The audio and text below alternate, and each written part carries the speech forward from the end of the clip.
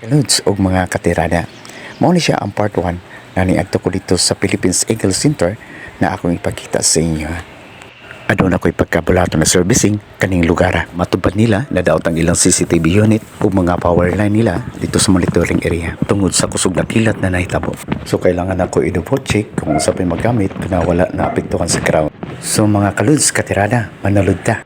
Sa imong pagsulod, mao na ni ang musugat si Mua ang revolto sa Philippines Eagle. Karong oras medyo mingaw pa ni siya, pero tatad ani pag maamlin sila dagan ang mga turista. Pero akong i-vlog sa nako karon ang CCTV na problema nila. Mga kalos mga katerada, naana ko diri sa ilang monitoring area, kipang-una nako ang mga power supply na posibleng gamit sa ilang mga CCTV. Ug dinhi nako nakita na wala na ni gana ang ilang mga power supply. Tanan na halos wala na ni nag-andar.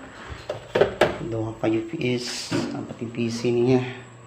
Monitor good pa. Pero ang gamit nila diri is NPR, naka-PoE siya.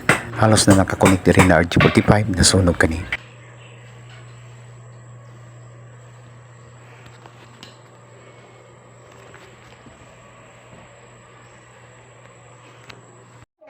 Mga kaluds, abangan ninyo ang part 2 ani sa pagtaon na namo sa bagong linya nila sa CCTV. Thank you for watching.